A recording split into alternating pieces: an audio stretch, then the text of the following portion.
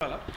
Voilà Matar tey dañ leen indil programme boo xam ne si c'est accessible à tout le monde ñu koy woowee HIIT parce que bu ñu dee wax HIIT high intensity interval training la c'est un entraînement de haute intensité mais haute intensité boobu noonu mooy waral nit ñi yaakaar ni que du pour tout le monde c'est pour les mieux entraînés et autres mais dañ leen di wane ni que ñëpp mën nañ def HIIT mais tout dépendra maintenant ci exercice bi ngay choisir par rapport ak sa objectif donc moom lañ leen indil tey lii nga gis nii moom mooy trampoline nga xam ni que ñu bëri dañ koy yaakaaroon ne pour xale la mais aujourd'hui dañ ko démocratiser ba nga xam ne si dugal nañ ko ci salle yi mu nekk un engin de remise en forme buñ jógee ci trampoline bi dañ koy boole ak course képp ku mu mën ci doon war nga ko mën a def que ça soit nga obèse wala nga kii mais lépp dafay dépendre ci intensité bi ak sa niveau d'entraînement ak progressivement ak course bi lan la lay programmer soit da ngay daw après taxaw marche ñëw yaa xam beneen bi aussi tamit ñu indi leen benn lu ñuy wax un mouvement fonctionnel mu nekk la musculation boo xam ne si avec le poids du corps lay doon xam nga HIIT loolu yëpp daf koy jël en compte parce que boo xoolee c'est en général cardiovasculaire mais c'est en même temps musculaire mais pour un débutant comme un débutant la dañuy éviter di leen proposer ay charges mais ñu utiliser seen poids du corps moom lañ leen di indil tey mu nekk sous forme de 3 exercices yoo xam ne si mën nañ ko def comme seen kër comme aussi tamit bu nekkee ak seen coach tey jii moom ngeen di gis bu ñu paree ci lii tamit dinañ leen wan beneen niveau boo xam ne si moo gën a élevé boo xam ne si ñi nga xam ne si am nañ niveau bu leen permettre aussi tamit ñu def ko tout de suite vous allez voir ça avec sama frère coach Matar tey yaa ngi ci forme de sama waa ji wala boog c'est ce qu'on voit tout de suite. waaw asalaamaaleykum ñu ngi fii Selix fitness ku ko xam ni VDN bi mu nekk salle bu nga xam ni xam nga dafa ñëw indi touche am nag touche personnelle salle bu nga xam ni prési moo tax ñu xam salle bi prési waaw moom moo ko ubbi inauguré salle bi mu nekk Selix fitness ñëw indi touche am mu jël ko teg ko ci benn loxo benn booy bu nga xam ni moom laa tuddee el phénomène muy Goudia bi salle bi ko xam ne xam ci Goudia bi mu ñëw marqué moom it apprenti boo xam ni ci milieu sport bi ñëpp bëgg ko xam nga mu ciy bay waaram affaire bi naay tey nag ñu ngi fi ànd ak prési waaw amical des coachs suñu président nañuy àndal tey def ak moom émission sport sama coach tey ñu ànd ak moom di ngeen gis xam-xam bu neex fii tey di ngeen fi gis waxtaan bu neex xam nga prési moom boo nee prési rek lu ñu war a waxtaan day bari avant waxtaan bi nag moo nit ñu HIIT dañuy dem xool HIIT bi lan la xam nga am na niveau de 8 ans après ñu yokk level bi tuuti sama gars yi on y va ak prési.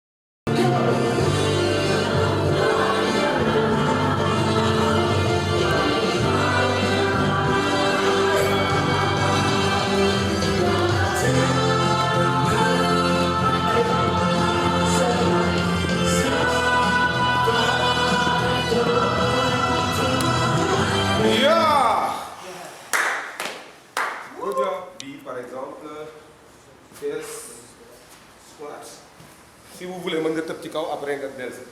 ça dépend ku nekk ak niveau parce que dans le HIIT aussi chacun suit son rythme voilà par rapport ak son entraînement son niveau d'entraînement quoi c'est pas parce que coach bi lii lay def yow même niveau bi ngay def voilà deuxième bi fii tirage descente tirage épaulé jeté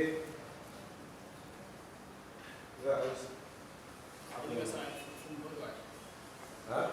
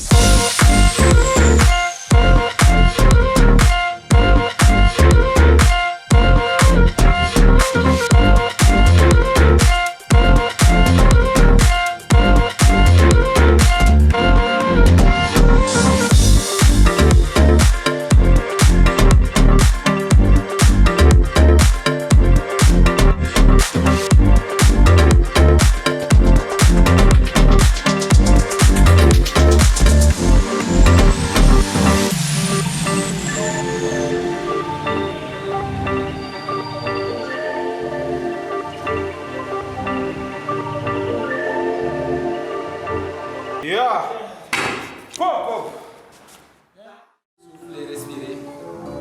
Super. Flexion interne de la jambe. Dans cette position, on pose le genou. Engagez le bassin vers l'avant. Soufflez, respirez. Parfait. Ramenez la jambe. Flexion externe, toujours avec la même jambe. La tête au niveau du genou de la jambe tendue.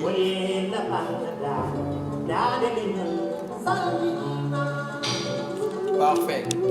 Ramenez la jambe écartée. On change de jambe maintenant.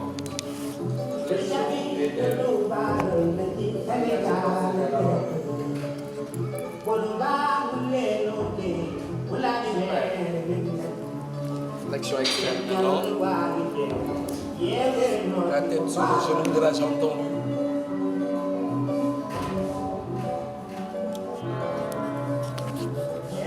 Excellent. Allez, dans cette position, on croise une jambe, puis la main opposée. La pression sur le genou. Le regard sur le genou. Et croiser la jambe, change de jambe. waaw mais sama gars yi ñu ngi fii sélection Ngom jàpp ma escanté ma quoi c'est la première fois mooy tourné émission ñëw war a toog relax seetaan jàpp ma fi saa ak xit bu metti boo xam ni ak bu yàgg sama faar yi sax ñu ngi métti te ci tooy laa jógee président baa lay nuyu. maa ngi lay sant Matar. président cours bi ñu doon def neex na de. waaw cours bi moom comme ni ñu ko gisee comme en tant que coach comme yéen ni neex na aussi tamit je le fais que apprécier voilà et di digal ñi nga xam ne si ñu ngi suivre Lantinoor TV ñu def comme ñun comme ni leen koy Matar di waxee tout le temps ngeen bàyyi seen xel ci seen wér-gu-yaram di def sport même si bu ngeen ko même bu ngeen ko mënul sax suivre sur la chaîne mën ngeen ko aussi tamit télécharger di ko def seen kër parce que ay exercices yu am importance yu am qualité lañ leen di proposer ci séance yi nga xam ne si moom la ñuy jàllale fii ci chaîne bi ñuy wax Lantinoor TV. waaw ma lay laaj dara man lu ma gën a neex ci yow da nga bëgg créer ay cours man dama gëm loolu yow moom dañ si yàgg di waxtaan mais nga ñëw indi ñu benn cours bi nga xam ni ñëpp mën nañ ko def nit bi lan la mu nekk 3 exercices différent quoi. xam nga ñun en tant que coach dañu war a fexe ba yombalal nit ñi c'est vrai que affaire bi yomb na c'est gratuit mais nit ñi ba léegi xamaguñ ne que c'est gratuit xamaguñ ni aussi tamit que li ñuy xëccu loo xam ne si daf leen jafe ngi si seen weewu tànk yomb leen lool c'est parce que juste dañu demul ci ay coach laaj mais coach yu am qualification aussi yu am niveau ñu mën leen mën a orienter c'est pourquoi lii nga xam ne si mooy émission bi ngay tourner mu am solo comme li nga wax noonu aussi coach da ngay indépendant da ngay fexe ba indépendant parce que coach boo dépendant wee rek da ngay am ay blocage yu bëri bu dee par exemple da ngay suivre ñenn ñi nga xam ne si dañuy créer ay concept pour alimenter la nga mën a dem mais ñooñu bu ñu créer tul ay concept mais tu risques de ne plus travailler c'est ça mais aussi tamit est-ce que li nga xam ne si moom la gars yi di jëlee concept vers de l'extérieur indi ko ci dëkk bi est-ce que yow ñi lay solliciter ñëpp mën nañ ko def alors que yow li nga xam ne si yow yaa koy proposer mu indépendant boo xam ne si yow dafa autonome loolu mën nga ko doser ba nga xam ne si client bi dina ci mën a gis boppam suivant ses objectifs attendus donc du coup loo dépendant war nga mën a aussi tamit taxaw benn instant xam ni que ñi nga xam ne si ñoom dañ la imposer dépendance boobu ñoom c'est seen business la tu fais en quelque sorte leur publicité tu fais marcher leur produit par exemple un professionnel c'est quelqu'un qui a l'esprit de créativité et d'inventivité c'est-à-dire que loolu bu amul ci nit rek donc du coup kooku war na mën a dem jàngiwaat bu dee attaque bi ñu lay jox wala bu di combat bi ñu lay jox bu dee yow mënoo ko façonner donte des fois dañ lay exiger nga répéter la même vidéo les mêmes mouvements pour ñenn ñi mais da nga ko war a mën a façonner ba nga xam ne si day adapté par rapport ak niveau client bi nga xam ne si mooy doo ngay démarrer nga xam ne si c'est une personne à mobilité réduite ñun ñëpp mën nañ ko def mais il faut que coach bi quand même am mindset boobu noonu modifier les mouvements mais mu doser intensité bi mais aussi mu jël ay options par rapport ak mouvement yi ñu proposé ba nga xam ne si client yi dinañ ko mën a def encourir ay blessures lu am solo c'est pas parce que li ñu proposé ñëpp mën nañ ko def mais yow li ngay proposé nag man ñëpp dinañ ko mën a def parce que yow yaa ngi jàkkaarloog nit ki déjà donc du coup lépp lu muy xaar ci yow nag bu dee da nga koy yàgg encadré wala bu dee dafay doogaay démarrer jël ko questionné ko entretien ba xam li mu mën ak li mu mënul jëkk ay test loolu dina la permettre aussi tamit yow nga autonome ci say business ci sa business dina gën a fleurir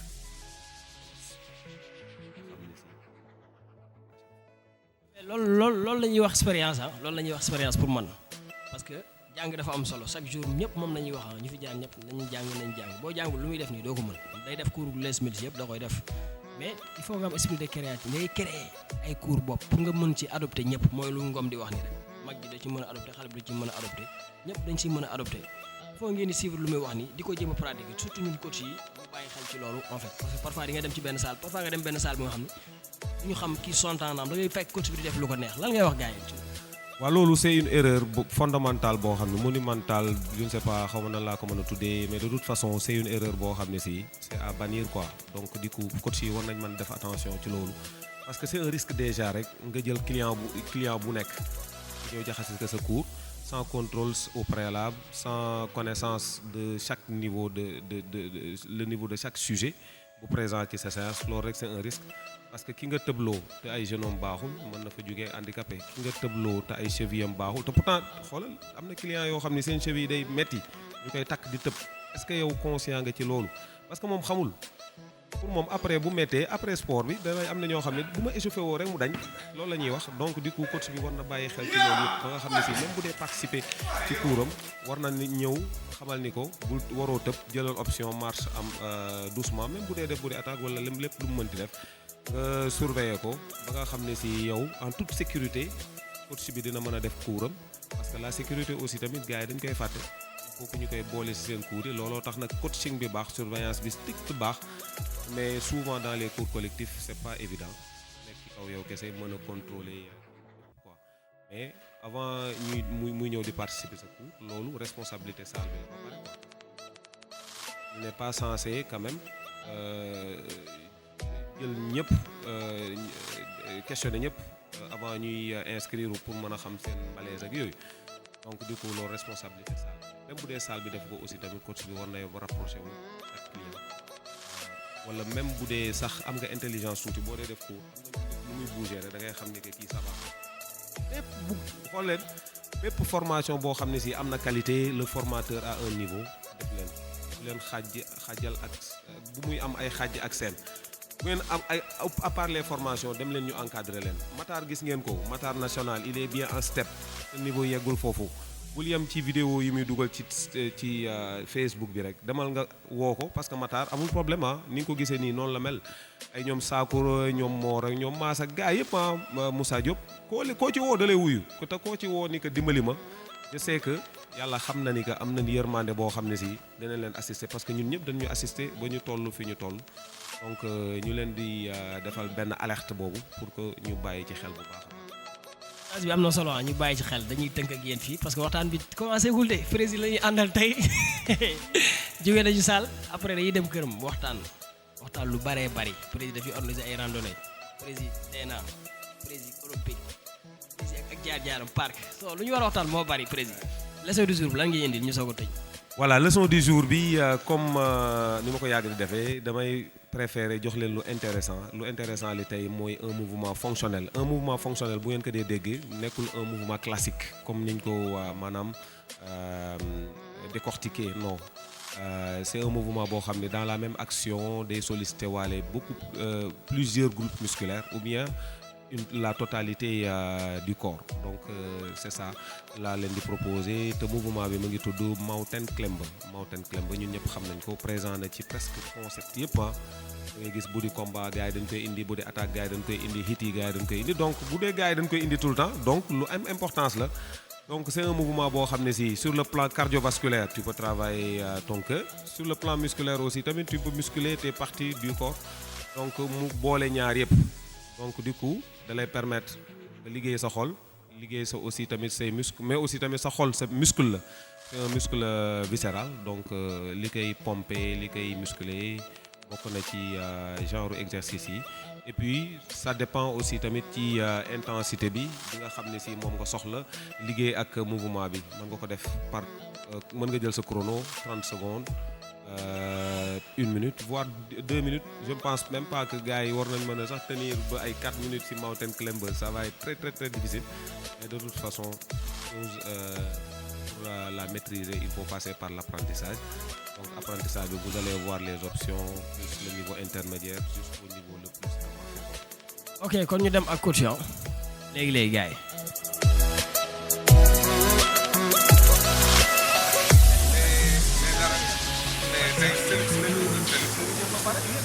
si la ñuy jugee waaw après dem man dem xam nga waxtaan yi. après. allez sama gars yi à tout à l'heure.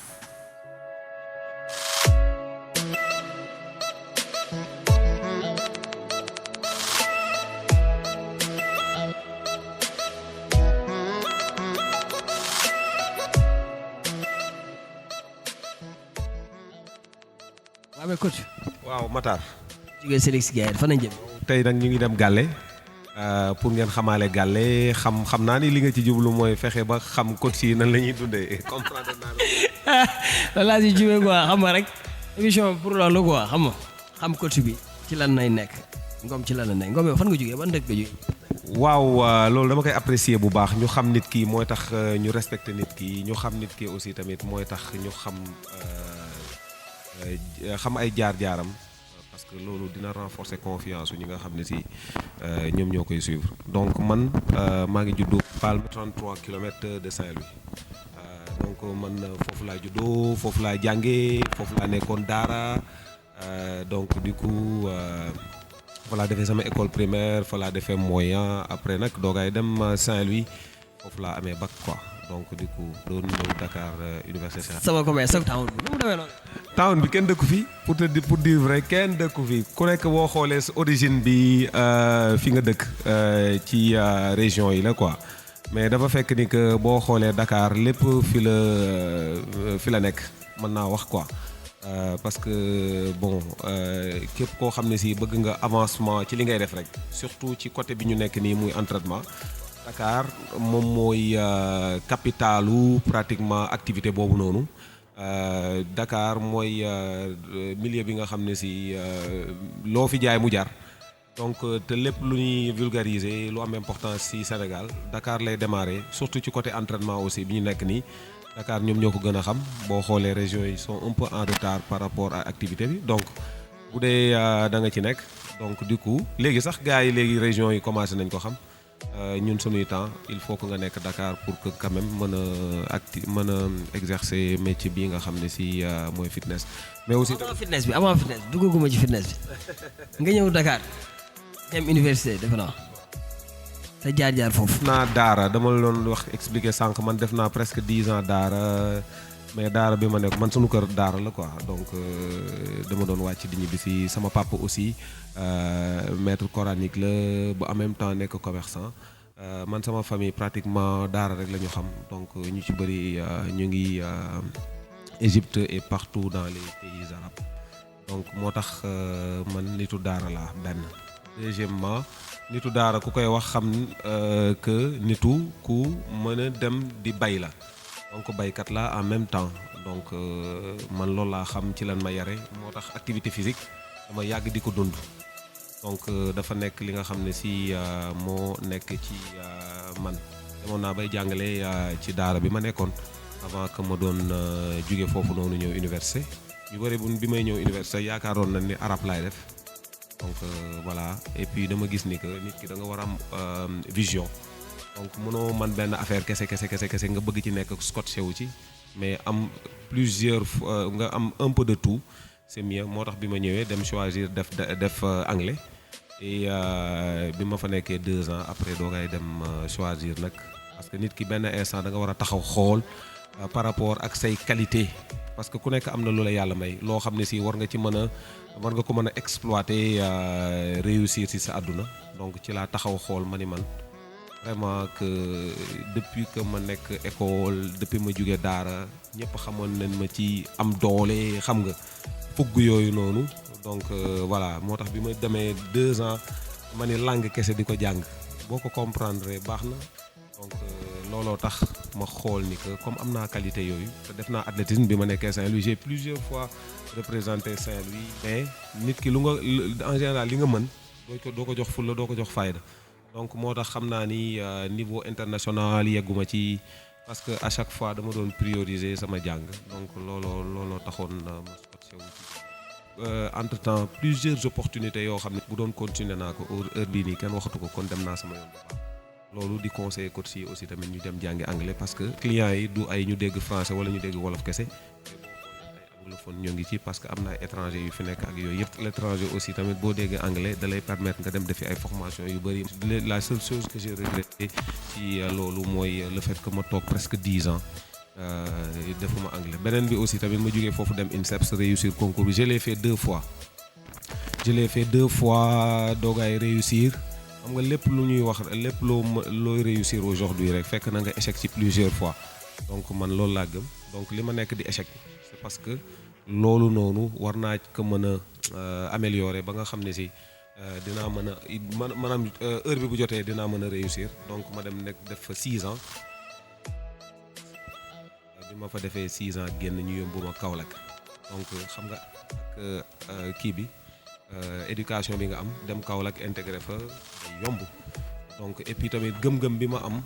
mooy que man dama war a réussir parce que am naa lu tax ma mën a réussir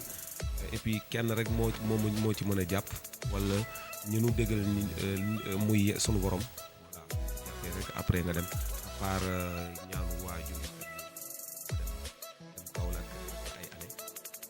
bi ma demee Kaolack aussi dem bàyyiwuma Dakar de dama doon def navette entre Dakar Kaolack yëpp descendre à 11h atterrir fii Dakar ay 14h30 nopp lu tuuti daal di gontaat vous voyez que la vie n'est pas du tout facile il faut y croire ak surtout engagement bi nga ciy am donc ak volonté bi surtout loolu xam naa ni bokk na ci li nga xam ne si dimbali na ma te pareegu ma nag. mais loolu métti woon na de di dem Kaolack di ñëw Dakar di dem Kaolack di ñëw Dakar. metti na parce que am na sama collègue yoo xam ne si ñoom bi ñu leen yóbboo ci àll bi demuñu lu mel na Maas lu mel na Mimi Kane genre yooyu noonu bi ñu leen génnewee demuñu mais c'est des options quoi mais man dama gisoon ni que rek voilà war naa mën a dem xam nga parce que voilà dem bi du tax nga perte dara dem bi lu lay avancer loo lay doon donc du coup il faut que ma dem parce que lu ñu bind ci sa jëbi àla kulli haal di nga dem jëli ji ko donc Kaolack dafa nekkoon loo xam ne si dafa bokk ci passage bi nga xam ne si sama wàllu àdduna waroon naa ko dund moo tax ma accepté ko après mu oyof yàlla yombalal ma lépp di dem Kaolack di ñëw xam nga investissement la nag doo am xaalis mais di nga fexe ba conserver li nga xam ne si moom nga jotee démarrer fii Dakar loolu laa gëmoon li ma yóbbu Kaolack ba indiwaat ma Dakar aujourd'hui ñu indiwaat ma nekk Kennedy lycée Kennedy laa nekk donc du coup gis nga léegi li nga nekk gëm ko da ngay dem ba mujj yàlla wàcceel la coono bi coono boobu nga xam ne si yàlla wàcceel ma ko indi ba Kennedy aujourd'hui mën naa xëy nank 5 minutes ma yegg sama école te bu njëkk dama doon nekk pratiquement di yeewu ay 5 heures du matin pour yegg Kaolack ay 7 heures 30 ak dawal beeg yooyu dafa metti moto nga doon demee benn instant yàlla dimbali la nga yor oto di dem aujourd'hui nga mën a xëy dox nànk nga xam ni que kon yokkute am na nga xam ni di ko wax sama mbokk yi jeunes yi ñu xam ni que la vie est ainsi faite n'est pas du tout facile bu ko jàpp ni dafa yomb rek c'est parce que yow sa vision moo soriwul quoi donc di leen wax ni que noonu la plus muy difficile rek jàppal ni ko ci lay gën a neex demain incha allah donc noonu laa ko jàppee ba aujourd'hui voilà. ci côté fitness bi aussi tamit man avant may dugg INSEPS laa commencé di def fitness donc pour 1 an bi ma nekkee université donc voilà noonu laa ñëwee INSEPS donc looloo tax nag première année looloo tax ma teel leen xam yéen ñi nga xam ne si yéen. waaw message bi am na solo gars yi message bu mu lancé am na solo xam naa dañ koy bàyyi mu dallu tuuti ak dawal bi duggaat gaal yi yeggal parce que lu ñu war a waxtaan moo bari quoi saa yi ma gisoon ko olympique jékki-jékki rek gisatuma ko olympique xam nga mu mel ni dafa am ak gars yi ay problème ñoom Alain affaire yooyu nu mu demee noonu yow Alain histoire bu yàgg la de. Alain amuñu benn problème. fekk naa ko histoire bu yàgg la sa waay boo yi ngeen di ndax ñoom ku yaay ak yooyu mais baa nga pose ko ba yeggaale naa ko pose. waa léegi amul problème ñu yegg gàlle. ah kon jeex na kon ñu ngi fi yaa Scat Urbam waaw ñu ngi Scat Urbam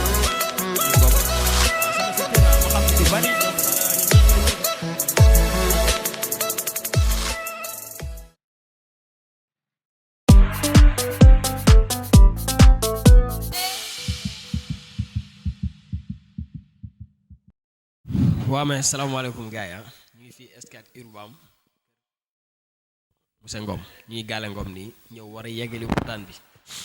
ànd nañ saal jóge fa ànd ci oto bi waxtaan day ñëwaat fi yeggali mais dafa am ku ma seen tiit waañ bi damay dem xool madame Ngom madame salaamaaleykum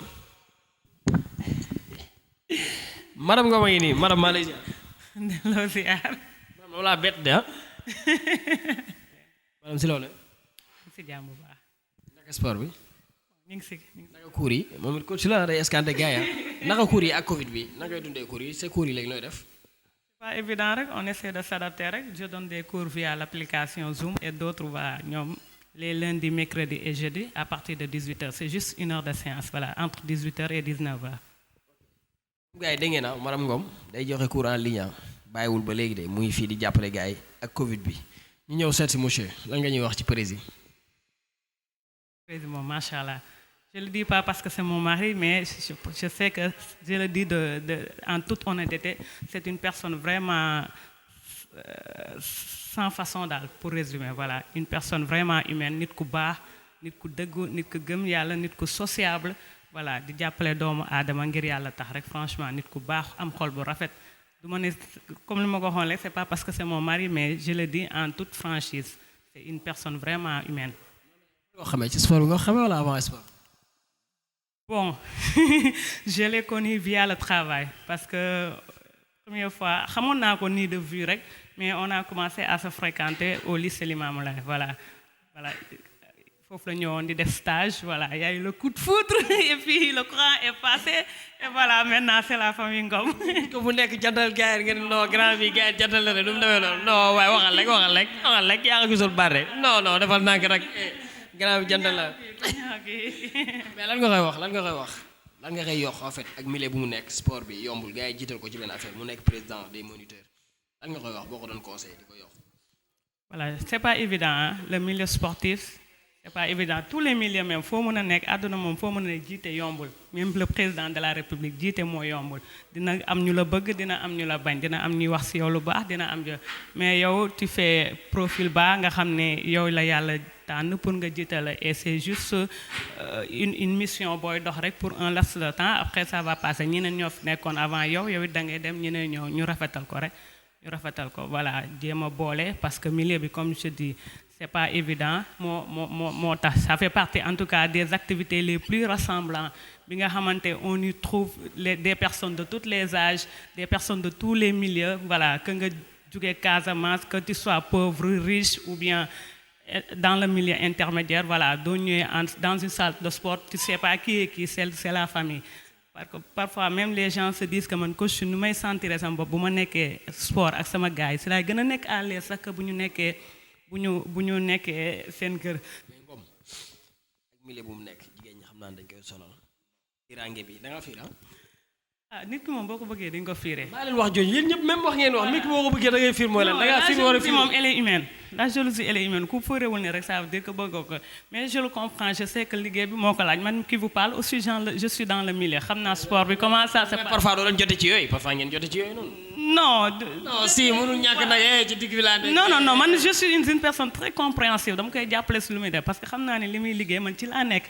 loolu tamit mooy avantage bi se marier entre sportifs parce que on se connaît plus ou moins xam nañ comment ça se passe xam naa ni parfois les salles fonctionnent jusqu'à des heures tardives donc bu guddee je peux me dire que ni foofu la ne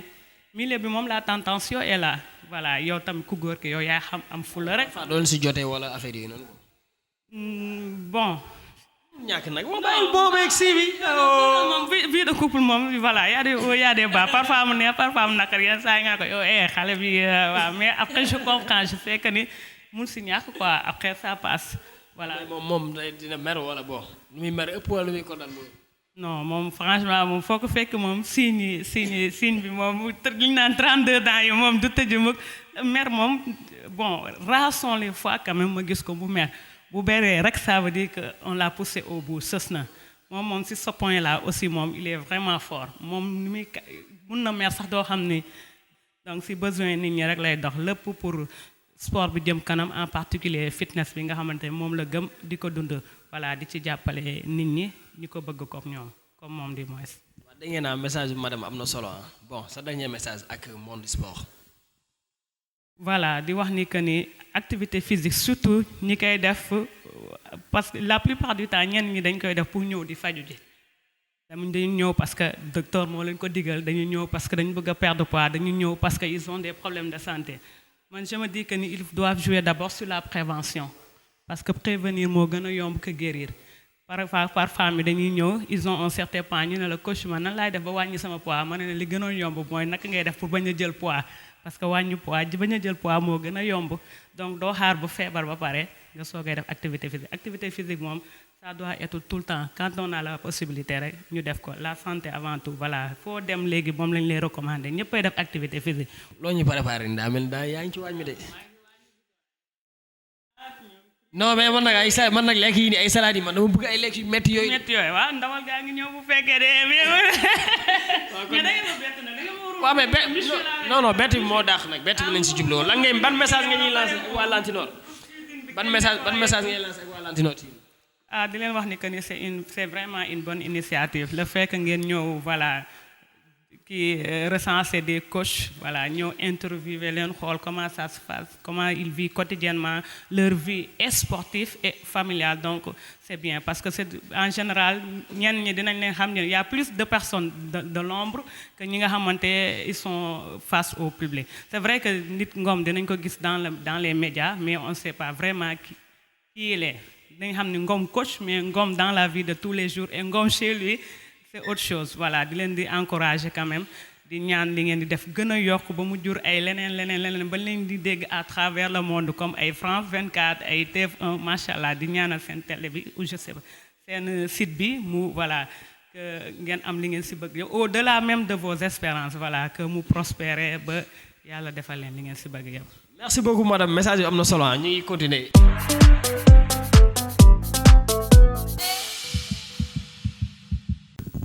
waaw mais gars yi maa ngi leen di ziar di leen bëggee ñëw nañ ci kër gi bu am solo ñu gis gu yàgg ñu xam nit ki mënoo ko xam tant que ñëwoo këram comme lu may wax chaque jour rek nit ki tant que ñëwoo ci ay famille wala ñëw ci biir këram mënoo xam diw mooy kan comme mooy kan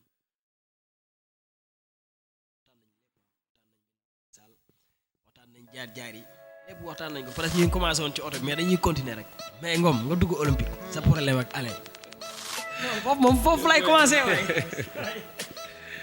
Voilà, pour expliquer clairement que j'ai jamais eu de problème avec Alain, j'ai jamais eu de problème avec Olympique Club parce que quand même ànd boo gis ànd ak taxaliko loolu yëpp lu légal la ci àdduna. Donc Olympique Club avant même Olympique Club man parc de Hann laa nekkoon man comme li ma la waxee rek dama yàgg autonome ñemee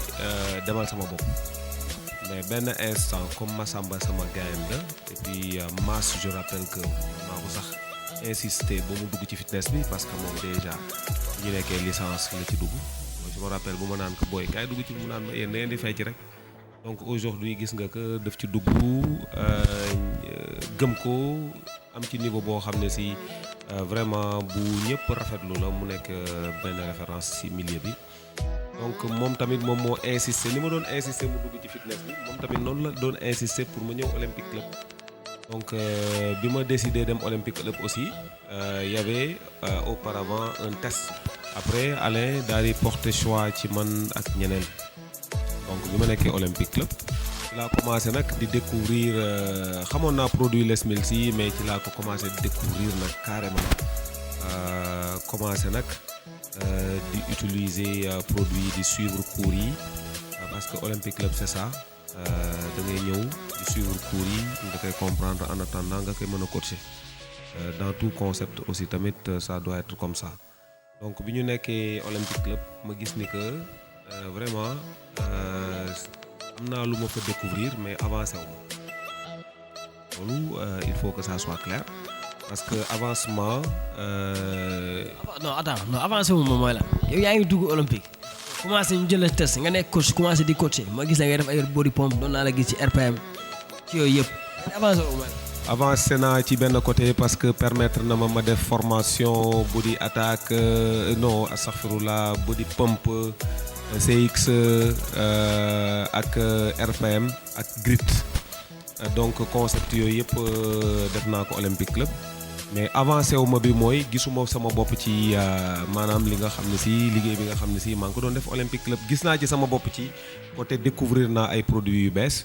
mais gañew ma ci parce que métier boo gis aussi tamit il faut que le métier puisse nourrir la personne. mais parfois tamit xam nga gars yi parfois dañuy dégg ni. bile bii rek boo fa demee wala ñu ne olympique rek dañuy yaakaar ni yaa ngi gagné plus. C'est vrai que Olympique Club dafa nekk benn ñoom ñoo njëkk di def produit yi bu njëkk boo daan def body attaque foofu nga koy defee body combat yëpp foofu nga koy defee donc du coup référence la et puis personnalité foofu lañ kii et puis mu nekk une salle de classe. Donc coach yi nga xam ne si dañoo am niveau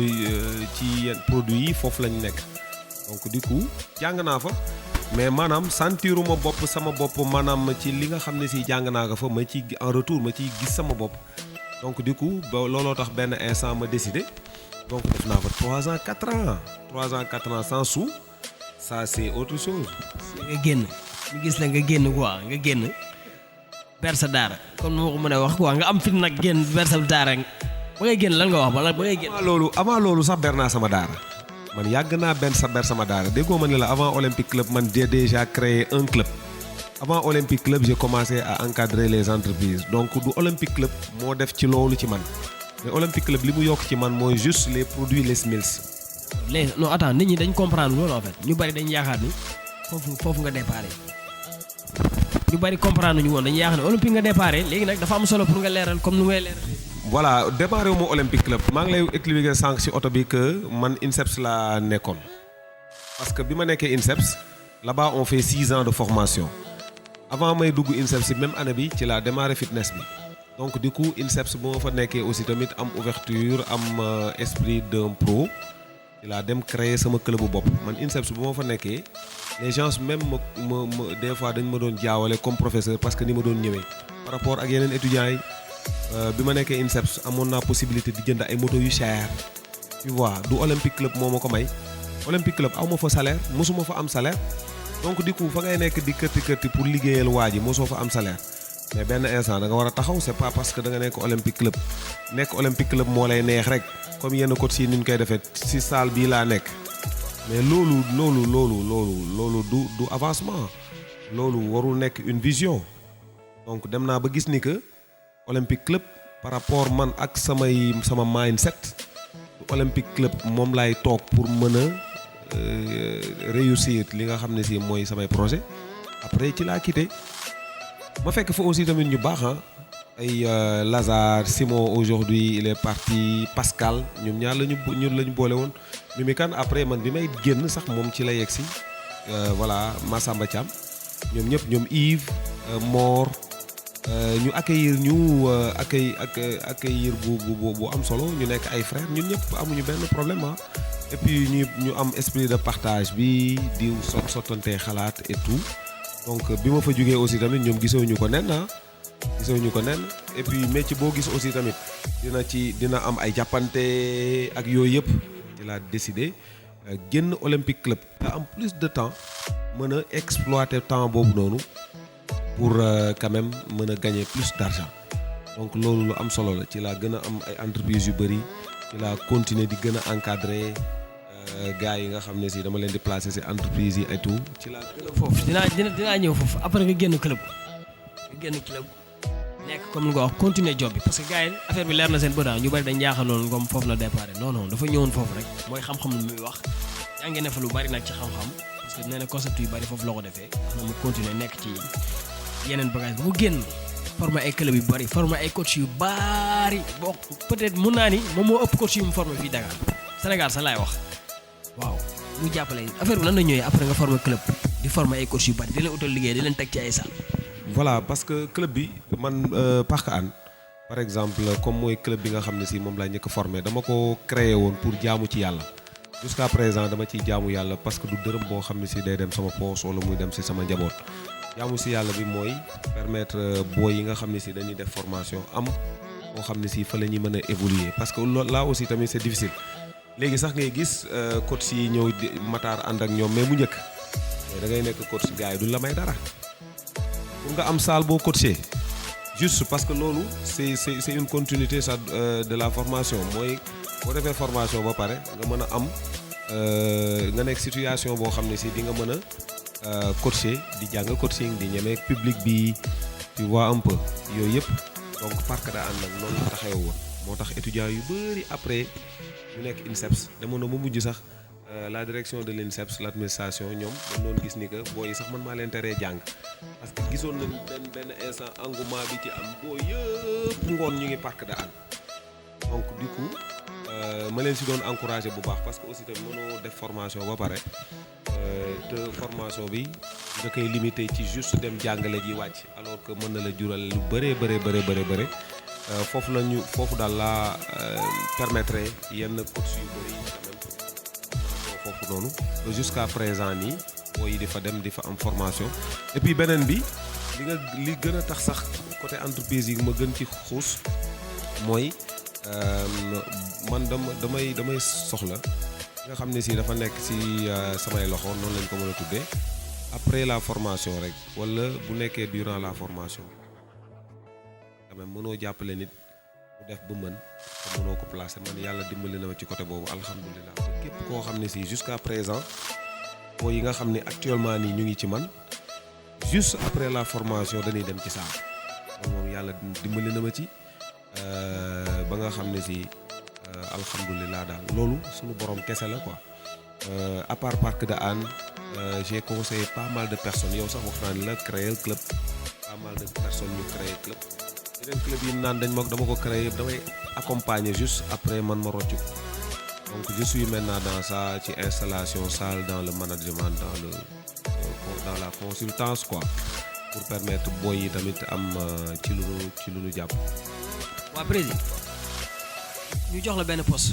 comme noo koy waxee rek poste bu rëy la amical des coachs njiit Sénégal bu pare affaire bi milieu bi nekk milieu bu compliqué mais affaire bi métti na jaww de. métti na ci man lool mais oyof na ci man ci benn côté parce que bu ma geesoo au moins dinaa am ñu ma gis parce que bu doon da ngay geesu doo gis kenn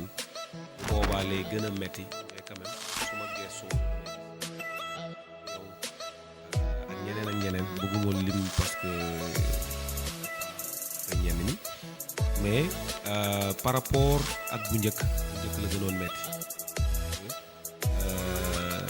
dañuy démarrer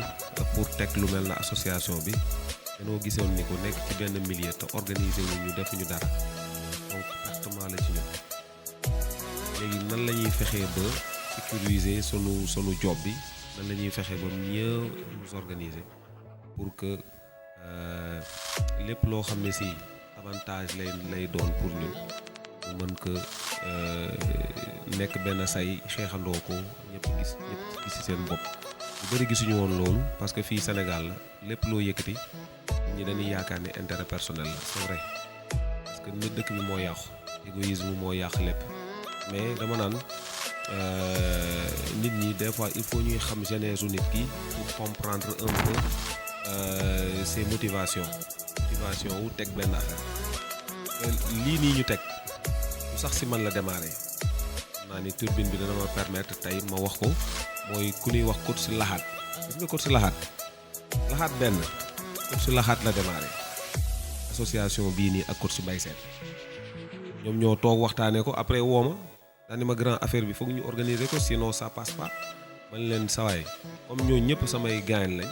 lu ñu wax bu logique ma ànd ci ak ñoom man leen amul problème mën nañ ci ànd depuis 3 ans 4 ans ñu ngi teg benn ñu ngi teg ay jalons mais nit ñi ñu ci bëri ñenn ñi à moitié la ñuy accordé ñenn ñi pas à 100%. donc man tamit maa nekk gor boo xam ne si man kenn mënul yàq sama def mën nañ ko yàq sax mais sama fort intérieur man maa libre ak sama conscience xam ni que am nay ji man defuma ko donc ci laa jël lu lépp lu doon papier démarche tekk ci suuf.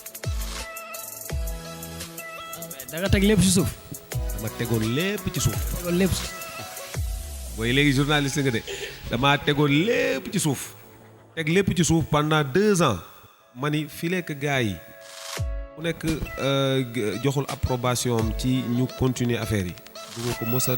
yëkkati parce que bu ma ko yëkkatee wut papier ba pare ñu ni voilà waxoon nañ leen ko profitoo na dem wuti papier ak yooyu yëpp et après pourtant ce n'était pas mon intention. L'intention c'était de bien faire c'était pour ñëpp gis ci seen bopp muy intérêt général parce que dama naan sama benn papa da naan par exemple nit ki en général balaa nga koy juger war nga xool un peu background am quoi parce que man ku ma xool ak fi ma jugee ak ni ma yare et tout nekk ma genre boobu benn. Deuxièmement sama statut sax waroon na ma may na ma tey ma limité wu ci sama bopp maanaam bañ faale kenn benn professeur la je gagne ma vie hiérarchie A1 nag A1 ñun ak magistrat yi ngay dégg nii ñoo yem benn niveau A1 bac plus 6 la ñu am dans les lycées nous sommes les plus gradés tu vois un peu quelqu'un comme ça en même temps nekk ci milieu fitness bi nekkat beneen gagne-pain donc bu ñu xoolee loolu dinañ xam ni que kii dëgg fa yàlla ci logique pour logique franchement lim ñuy woo nii xam naa ni sunu bopp ak sunu intérêt moo tax mu ñuy woo doonte sax ñenn ñi des fois dañuy am sax mais du ñu bàyyeeg dërëmu ki nga xam ne si amul loolu am na ci dëkk bi mais ce n'est pas de mon cas ci laa ni après ñu nan toog de toute façon bu ñuy waxtaan ak gars yi benn par benn xam nga ñëw naa pro élite déplacé wu fa te yooyu yëpp bu ma dee ñëw sama temps laay bàyyi et tout ñëw yenn manifestation yu bëri ñu dem en attendant ñuy installé ba aujourd'hui dans toutes les régions du Sénégal au niveau de toutes les régions ba Kédougou am nañ fa représentant. Ce qu'on attendait juste, c'est de l'approbation des ce qu'on appelle les ténors. Si ñoo mag ci milieu bi comme yéen ak gaa yëpp quoi ñoom Mor Sakura gaa yëpp bëgguma lim ñëpp Moussa Diop donc bi nu réunir récemment ñu la gaa yëpp leen gis ni que effectivement li nga ñuy woo depuis des années ñu ko mën a teg donc ci lañ déclenché waat affaire yi di remercier au passage aussi tamit gars yi nga xam ne si ñoom ñoo ci yàgg jàpp ñoom coach Babou ak gars yëpp quoi donc après ñu déclenché papier yi ba aujourd'hui on a déposé les papiers on attend que vraiment la signature de l'État du Sénégal pour que ñu mën a nag avancer ci li nga xam ne si moom liggéey bi mais ñu jàpp ni que tey jii nii même ministère des sports mi ngi commencé di organiser affaire yi parce que y a le CNPPH le comité provisoire d'appropriation des sports associés ñun léegi foofu la ñu bokk le président di le docteur Djibril Seck donc du coup les papiers déjà déposé nañ ko au niveau du ministère instant bii nii ak secrétaire généraux yi ak vice président lépp def nañ ko ba pare donc dañuy xaar ministre bi woote rek pour que ñu mën a quand même am crédibilité. légal quoi. ñu mën a am crédibilité ñëw nag commencer ci ay projet parce que récemment nii le ministre. mais est-ce que waxtaan ngeen ci ba pare. yow gars yi kon bureau bu ngay am. si waxtaan nañ ci y a 4 mois derrière waxtaan nañ ci wax gars yëpp d'accord ci donc léegi moo tax ma jël papier yi Massamba Thiam sax laa ko jox pour mu déposer ko donc déposer na ko on attend que la confirmation de l'État après ñu mën ko déclencher bu ñu ko déclencher bu nu amee papier yi ba légal ba pare ça ne veut pas dire que man maay continuer nekk président. non yow yaay président bi mais job bi foofu lay commencer en fait. exactement waaw léegi pour mu leer que man j'étais juste un président transitoire mën naa ko sax tudde noonu pour que moment yi nga xam ne si ñun ñu ngi nekkoon ci ay démarches ak affaire yooyu fexe nit ñi rallier wu nekk benn say man foofu laa nekkoon mën naa sax bañ dindi président bi def coordonnateur quoi donc léegi bu papier yi génnee il faut que nag ñu jaar dans les voies légaux woote assemblée générale il faut que ça soit clair woote assemblée générale man du ma président bu légal bu nu wootee assemblée générale nag ñu doogaay nag à l'unanimité ñu voté. bàyyil nga affaire yi ngay wéri gars yi lu ñu mënti voté tamit lu ñu mënti kii lépp ngoom nañuy waxaat rek ñu tegaat la fa parce que yaa doxal affaire ba mu toll fi nañu waxan dëgg tamit quoi ñu bañ a naxante affaire ba muy metti comme li ngay wax ba muy metti yow laa fi doon gis man damay jaar ci ay tour yow ay ñoom Moussa Mor laa ci doon dégg ngeen rey seen bopp après yow yaa ma wax sax ñoom Mbaye Sène di la remercier ci loolu ndeysaan gis nga ñu nekk ñoo xam ne kenn feeñu ci ay ñoom laxaat feeñu ci woon naka ñu ngi ci woon di wax rek mais bu ñu demee ba affaire yi commencé sotti bu sottee gars yi bu ñu voté yow la ñuy voté laat non man moom yow laay voté moom. loolu sa voie la mais de toute façon on va de toute façon passer dans la voie légale ñu xool qui est président qui est vice-président qui est secrétaire. loolu moom c'est vite fait mais après loolu nga war a ñu côté war a légal bu ñu légalee pare après loolu foofu laa bëgg nga ñëwal ma affaire. voilà loolu projet la boo xam ne si du man ñun kese ñoo koy dox ak le comité CNPPH parce que Djibril Seck ñëwoon na ci récemment formation bii passé DNA bii passé wax na ak candidat yi fan yi nga xam ne ñoo ngi fa woon wax na leen lu leer que bientôt coach boo xam ne si affilié wul association bi wala ba en même temps am carte CNPPH boobu noonu nga xam ne ministère moom moo koy délivrer donc passé que ci association bi donc duñ la reconnaître comme coach. gars yi kon loolu leer na da ngeen président lu mu wax ci affaire association bi ñu ngi ci papier léegi mu génn bu génnee après affaire bi day légal affaire bu légalee nag dafa am fu ñuy jaar. waaw DNA bi bëri na bruit comme waxoon naa la au début que toute formation qui a les qualités requises vraiment damay conseiller gars yi def mais DNA en quelque sorte reconnaître nañ ko fële wala reconnaître ñu ko fële man loolu du woon sama en fait du li ma poussé man ma dem def ko parce que dama jël sama xaalis def ko parce que benn ñoom sama copain man DNA bi dama ci tax rip rek mais du sax man finalement dañu yaakaar ne sax man la fekk Massamba Thiam en fait moom la ñu. suñu la ci yow kese dañ si gis anciens yi gis ci Ngom gis ci Mass gis ci Mor gis ci ay grand Moussa di leen nuyu de passage xam ni gars yi duñ nekk si lu caaxaan dama koy wax tamit du affaire yu caaxaan mais boo déggee ma ni dafa bëri coow bon formation bu ñëw Sénégal rek ñu ne bii moo gën bële gënul bii moo gën loolu mooy coow li quoi en fait lan mooy problème. xoolal formation yi ñëw Sénégal yëpp bépp lu boo xam ne si. mën nga ko def cher naag cherul bu sa poos attanul bu ko def man loolu laay wax ñu ngi nii di laaj formation bu di attaque ñaata Les Mills 246 000 laa gisoon par concept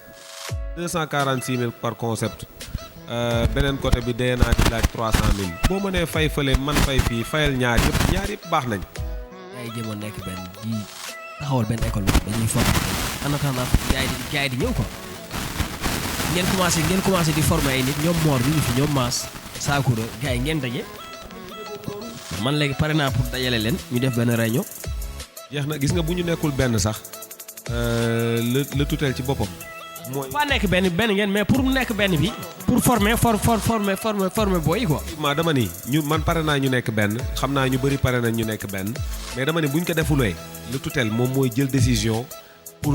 ñu organiser wu ñu nekk benn te mën na bañ a nekk ñun est-ce que xam nga wax gis nga kii bii nii comité provisoire bii nii du ñun ñoo ci nekkoon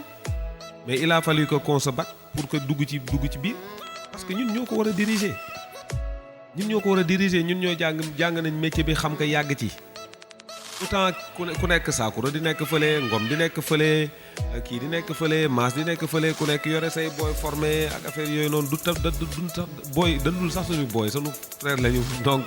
on est des collègues quoi man loolu laay terme boobu sax damay bañ di ko utiliser donc ñu nekk benn parce que nekk benn mooy tax ñun ñi ñëpp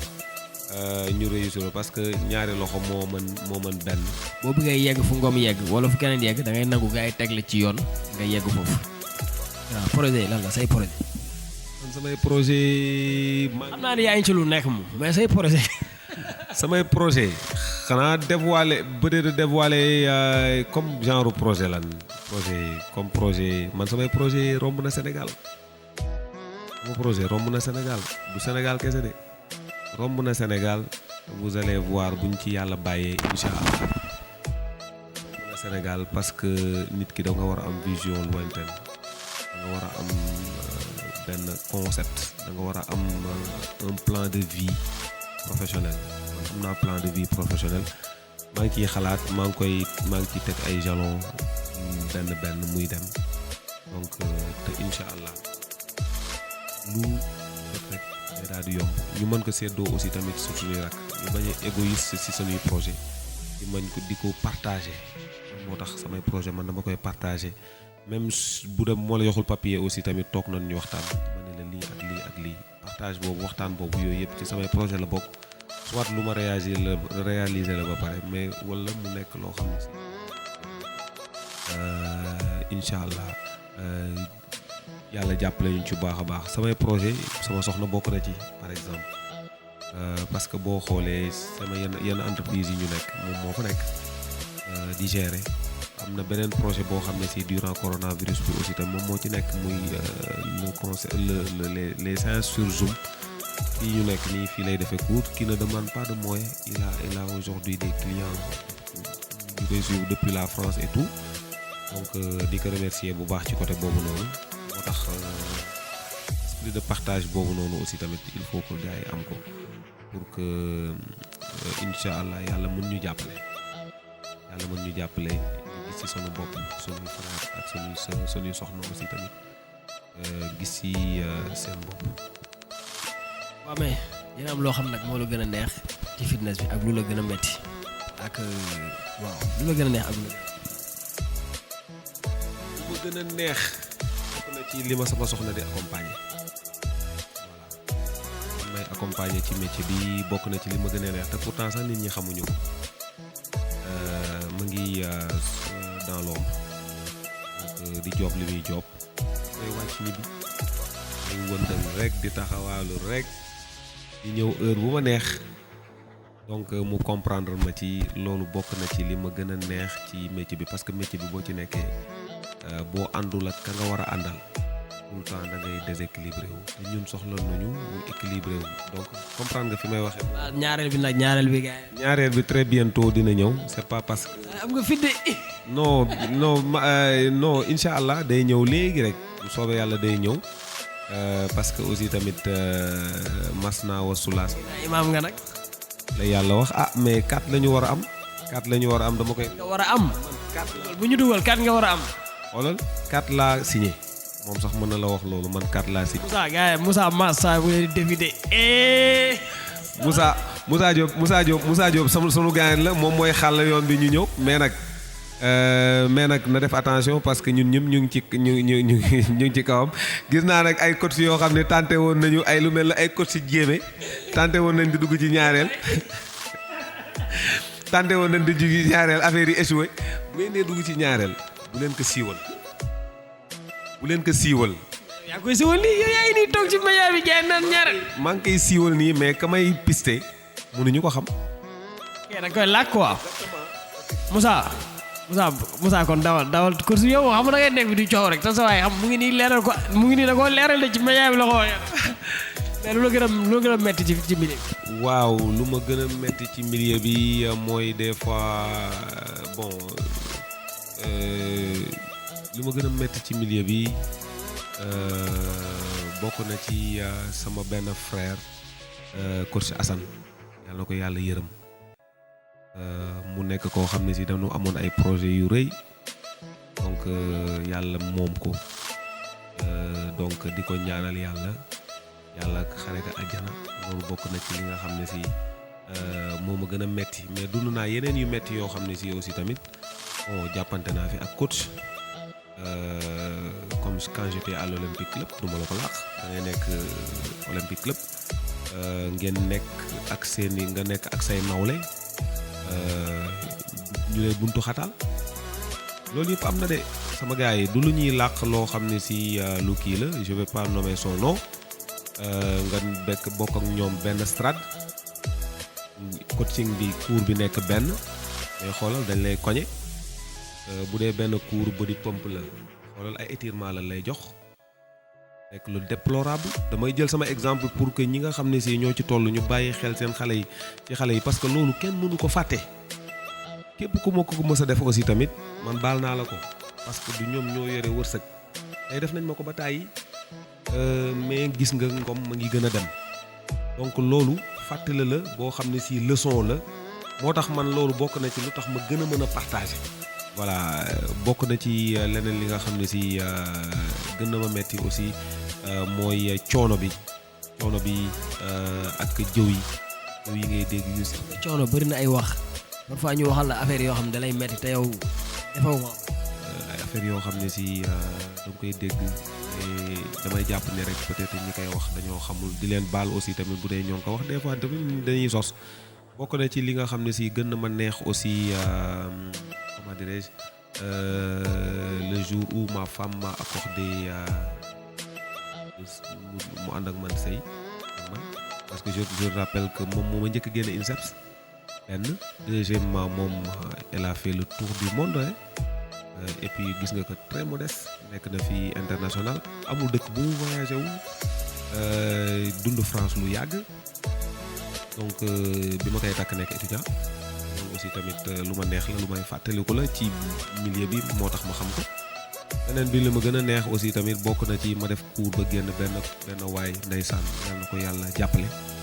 ni ma mais Ngom yow lan ngay demee Kaolack ma ne ko sama moto bii da laay demee Kaolack mu ne ma xanaa oto ma ne ko bu ma ko amoon léegi jël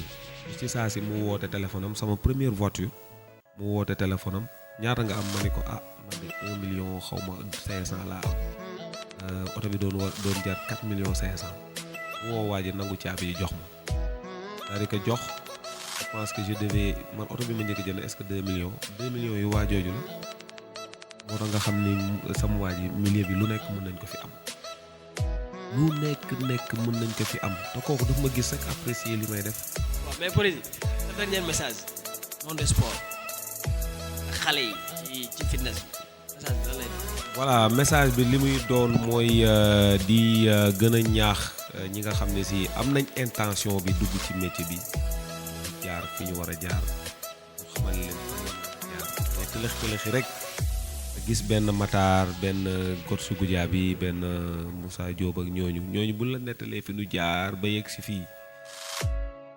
boo ko xamoon rek di nga war a mën a xamaat jëlaat position am benn def prise de conscience pour mën a xam ne que affaire yu yombul te da nga ko war a jox gëdd. di ñaan sunu frères yi ak képp ku nekk ci métier bi rek li nga xam ne si ñoo ngi koy yëkkati mu nekk ay projets yoo xam ne si dafa nekk njëriñ pour ñëpp ñëpp ñu ñëw jàpp ci parce que ñoom lañ koy defal ñun donte ñun ñoo ngi ci biir mais ñoom pour ñoom la ak sunu frères yi nga xam ne si ñu ngi ñëw kenn yàq seen xel ba ngeen jàpp ni que intérêt personnel la mais ñun ku ñu xam ni que doxuñu ci yooyu te ñun ñi nga xam ne si ñun la ñu am tey bu ñu demee ba découragé ñi ñuy organiser yeneen feneen la ñuy jóge ñëw organiser ñu te bu boobaa vous serez obligé d'y adhérer parce que lu expliqué naa leen sànq ministère bi dina jël ay matuwaay ak yëpp pour organiser ko parce que milieu bu mel nii état bi mënu ko continuellement di ko bàyyi nii de façon désordonnée saali di ubbi sans papier borom saali di exploiter coach yi ko aussi tamit accepté ko donc coach yi gisuñu seen bopp ci li ñuy liggéey am na ñoo xam ne amuñu vision pour seen projet bopp ak affaire yooyu mais yooyu yëpp ci organisation lay doon parce que ñëpp mënuñu accéder ci ngom aussi tamit mënul jàppale ñëpp di remercier ñëpp bépp coach muy góor muy jigéen ci respect bi nga xam ne si am nañ ko envers ma modeste personne di remercier yow aussi tamit parce que yaa ngi ciy bay sawar parce que lu mel nii dina tax nit ñi xam ñu découvrir ñu ñooy kan parce que nekkuñu ci style yi rek ku nu gis du ñu yërëm ak yooyu dépassé nañ ko aujourd'hui statut bi ñu am dañ ko bëgg améliorer ba nga xam ne si ku nu gis gën ñu jox cër parce que j'ai longtemps crié que man vraiment li may gën a metti mooy entraîner ay nit ba pare ku nekk taal sa 4x4 dem ñibbi ñun ñu topp di jël ay car rapide ak yu kenn xamul man loolu waaw ak di dox kaay ma yóbbaale la vraiment te loolu dafa bokk bu continuer mel nii dañuy continuer di lu yërëm te war nañ ko mën a organiser ba nga xam ne si ku nekk dinañ ci mën a gis seen bopp tey boo demee France gars yi ils roulent avec des Mercedes boo demee États-Unis les coachs waxuma la sax professeur yi les coachs si boppam parce que y a différence entre coach ak professeur rek moniteur les coachs ils roulent avec des Porsche sport donc ay Porsche nga xam ne si ay millions de francs lay jar mais pourquoi pas ñun mënuñu mais tant que organiser wuñu nag loolu moom buñ sax xalaat di ko mën dama ni état bi buñ ñu jàppale woon coach yi rek buñ takkee jabar célibataires yu jigéen yi dinañ wàññi waaw. des na de couleur préféré bi ak plat bi waxagoo plat bi lan la. man sama plat ginaar la. Saakura moom nekk ginaar nga nekk ginaar nag sa waay. sama plat ginaar la voilà ginaar la mooy sama plat sama couleur préférée ñëpp gis nañ. da doon dem Saalum lu bari nag pour man maa la doon xaar sax ci ay mbaxalu Saalum. tiens man mbaxalum Saalum nag ginaar rek parce que aussi tamit sportif buy musculé wu. randonnée li tax nga pause ko. waaw randonnée bi moom Covid bi moo tax ñu pause ko. randonnée yaa ngi nii kii bu defee randonnée àdduna bi ñëppay ñëw macha allah. la ñuy tuddee rando fitness mu nekk une particularité des randonnées. donc di ñaan yàlla très bientôt ñu xaar ko parce que 7e édition bi la ñu nar a def incha allah très bientôt bu soobee yàlla ak yeneeni concept gis nañ fi gym tapis ak yooyu ak yeneeni concept yoo xam ne bëgg nañ ko partager ak sunu gars yi. tey ñu ngi doon ànd ak président yéen ak moom ñëwaat fi waxtaan ak moom ànd ak soxna si waxtaan ak waa kër teg fi bu jaay waxtaan ak moom gis ngeen président kàddu yu am solo yu mu teg ci milieu sport sax laay wax dama ni milieu fitness rek milieu sport mu nekk ay wax yu am solo xam nga mu nekk nitu kese nit moom bala koo xam foog nga dem fu mu dëkk te ñëw nañ yaatal ñu waxtaan ak moom dugg nañ fépp waxtaan nañ moom di gërëm ñëpp di gërëm waa Lantinoor TV di leen wax seen 3e numéro yu noonu ak président mais président dégg naa nitu diine la nag mais laalal ma benn saar rek ñu tëjee ko bàyyi mu ñaanal ma waaye bàyyi président ñaanal ñu tëjee ko waaye. laalal la wala da nga naan laalal ma saar wala nga ne ma laalal. kii ma benn saar laal ma benn saar wala benn aaye. nee naa leen daal en tout cas man Yaxmal Sall. man saar nga gën a yab foofu gars yi xam nga daal am dañuy yab. du ma la wax Sall. du ma la wax Sall parce que dama naan la dama lay wax rek yàlla lu baax la xam te boo dëkkee ci lu def lu baax rek ngay am moo tax sunu borom naan ñu ba ma Yaxmal Sall donc lépp loo def rek sa bopp nga ko defal ñu jàpp loolu et puis def lu baax aussi tamit day yokk nit man jaa abil xasanaati fa lahu xasru am saaliha wa man jaa abi sayyiati tamit le contraire rek ngay am laa yu ja donc ñu bàyyi ci xel bu baax bu kenn yéene sa morom lu bon ñu yéenente lu baax yàlla mooy loolooy tax yàlla mën ñu jàppale mën ñu protéger parce que loolu moom mooy première gàllaaj donc voilà ak di ñaan yàlla. amiin message bi am na solo yàlla ñu yàlla dolli jàppale ñun ñëpp di leen jox di daje sama gars yi prochain numéro ak beneen narana sama star yi man coach yi nag ñoo sama star de man amul ay footballeur amul dara man coach yi laa gëm sama gars yi laa gëm leçon du jour.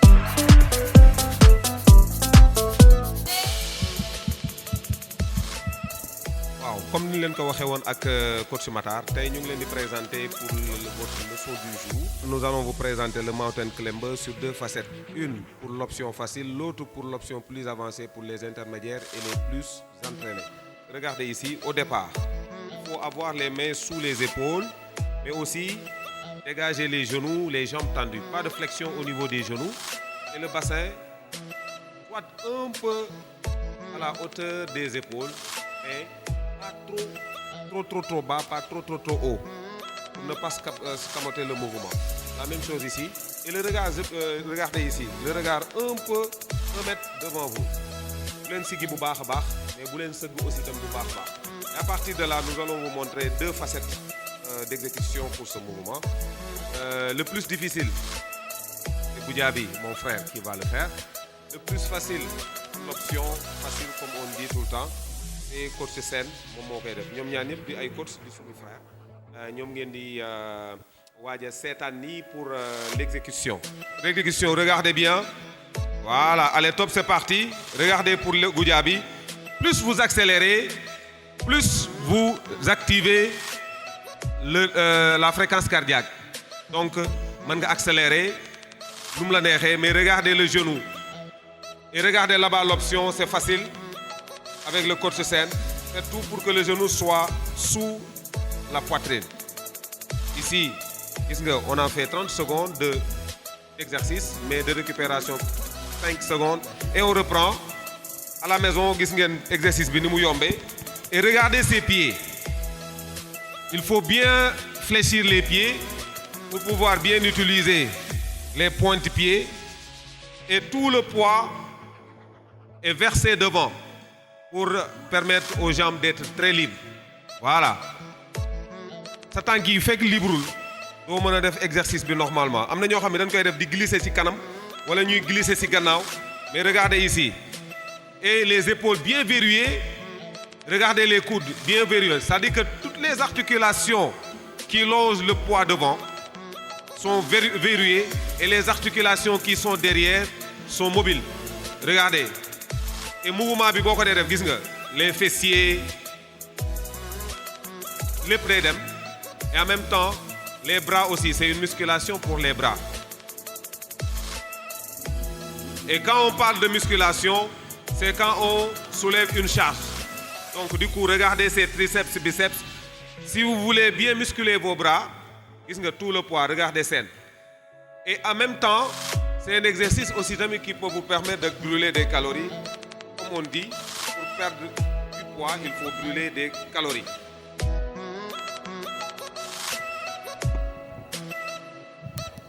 Et l'autre chose, pour une dernière, faites attention, allez, on y va. Top, c'est parti. Regardez, le genou bien pointé à l'intérieur, vers l'intérieur des bras. C'est tout pour ne pas trop serrer les genoux. Doucement, et on serre bien les abdos. Et on termine. Voilà, c'était l'exécution de ce mouvement du jour. Et j'espère que vous avez bien compris et vous allez suivre Goudiaby et le coach Sen, Inch'Allah, chez vous comme en salle avec votre coach. Merci beaucoup, Goudiaby.